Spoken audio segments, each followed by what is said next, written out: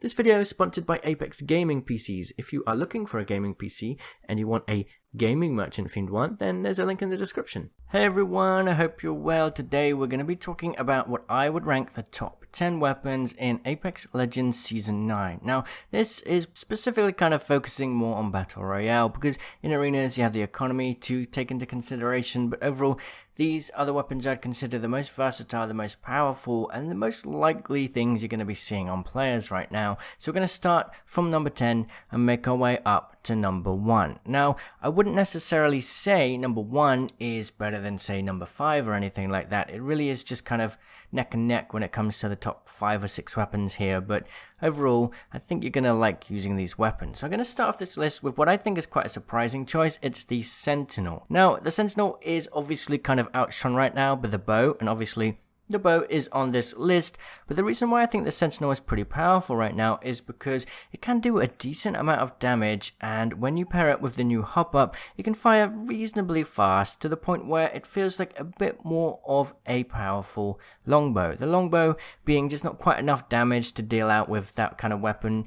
You kind of want something a bit more heavy hitting when you're using a sniper, in my opinion, so the Sentinel is where it's at, and if you charge it up as well and get the hop up, then you're kind of good to go. Now, finding all of these things, enough cells, the hop up and the Sentinel itself can be hard sometimes, but let's say you come across a gold Sentinel, which is in the game right now, then yeah, I'd say you may want to consider picking it up. You can always just throw off the 4 to 10x optic now if you don't want it, and it can be very powerful. It's sort of like a mid-range engagement tool. You use it to kind of deal a lot of damage to create a good push of players, but with that new hop up, it does allow you to kind of just get a few more shots in there when it really matters. So up next, we got the Peacekeeper.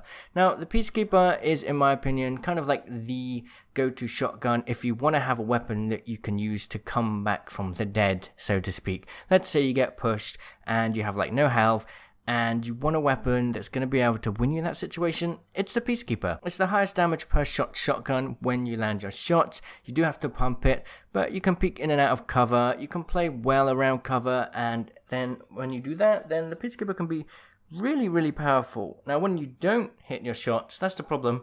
And the Peacekeeper is really unforgiving in that way, so it's not really ranked any higher. Next, we have the EVA 8, which is a very forgiving shotgun and still massively underrated in the shotgun class, and I think that it's such a powerful gun. All you need to do is just hold down the fire button, it's full auto, and the rest will be done for you. It's really that simple. It's a very fast firing, very high damage per shot weapon when you're up close. Even up to like a distance of maybe 10 meters, this thing can still hit reliably 60 damage per shot, which is pretty good when you can fire so fast, especially when you get your hands on a purple bolt. Up next, we have the Bowcheck Bow. Now, the Bowcheck Bow has been a nightmare for a lot of people. It's one of those weapons that's just so powerful to the point where a lot of people are screaming nerfs right from the beginning, and I have to agree, it has launched very, very powerful. It's a very strong weapon. The bullet travel time is way too fast on it, which makes it more useful than any sniper in the game, to be honest. The way you can use it by just peeking in and out of cover to charge up the bow shot is really effective, and that's why it's so annoying to fight against in arenas, because people hold angles and just peek in and out of cover like that and have that kind of play style which really leans in the bow's favor. In a battle royale rather, where things are a little bit more open, you have more opportunity to flank players, it does lose its power a little bit. Up close though, it can still be very good in hipfire, and it definitely needs a hipfire nerf, it needs a bullet travel time nerf, and then it will be pretty decent. I would say the recent nerf has knocked it down its value a little bit in Battle Royale, because you do struggle to find arrows a bit more. The damage reduction is a nice little change. It's not like you can't just use the bow and only the bow and always win, you know. Full auto weapons are always going to kind of come out on top in a lot of cases. Next, we've got the Spitfire. The Spitfire also got a nerf this season, but it's still just ridiculous. The hipfire on this thing is still really good. The power for this thing is just ridiculous. The fact that you can just hold down the fire button for so long, and basically, if they miss any of their shots, you're probably going to win the fight, right? Because they're going to need to reload. It's that kind of thing where, you know, the Spitfire rewards bad aim in a way. If two people with not so great aim fight up against each other, the Spitfire is going to win. Sure, if you have pretty much any other gun and you actually hit enough shots to one-clip someone, then that weapon will beat over the Spitfire. But in some cases, it's just not always that easy. Movement is a big thing in Apex. It's It's a weapon that people can crutch on a bit too much. It's still very effective long range, it's a very suppressive weapon as well. I honestly think, it's a bit overpowered still. Up next we have the Wingman.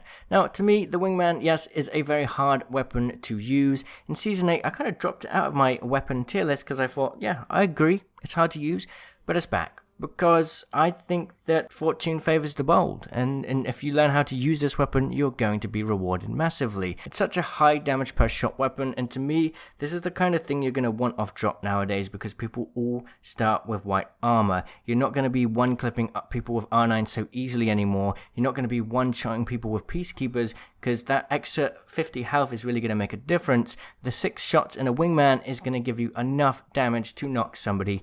In late game, the Wingman is still very valuable. It's really good up close. It's pretty decent at some pretty long ranges as well. It's a very good weapon because you don't have to worry too much about your ammo count.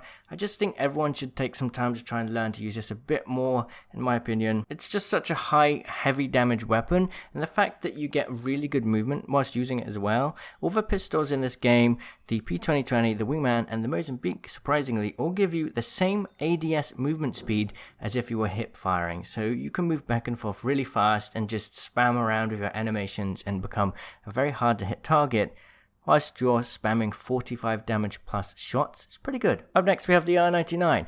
Now the R99 is still a beam machine.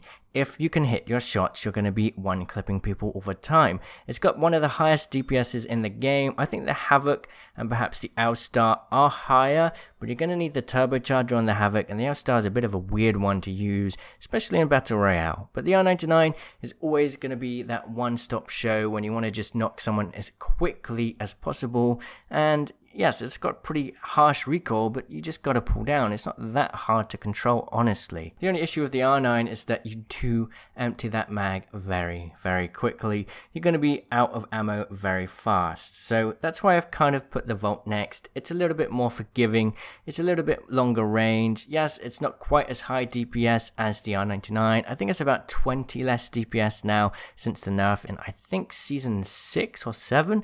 Either way, it's still pretty versatile. It's still pretty decent. It's definitely going to be one of the weapons you're going to be wanting to use. It's great up close. It's got really good hip fire, really fast reload speed, and overall just a really useful weapon. Next we have the Flatline. To me, the Flatline is like the more refined, more powerful Spitfire. It deals out more damage per shot. It's going to get you kills faster. Yes, it has a much smaller magazine size, but overall it's a very powerful weapon that does take some practice to master. It has a recoil a little bit harder than the R301, but definitely a weapon that you'll want to master. Flatline's pretty decent. Up next we do have the R301, which is it's just the most versatile weapon in the game. To me, it's the all reliable. R301 to me, whenever you need something to do everything, let's say you take a Peacekeeper or you take a charge rifle and you need something that can basically fill in the gaps for everything else in the game, the R301 is there. Very easy recoil control, very decent damage, not the highest DPS, but it is pretty close to be honest.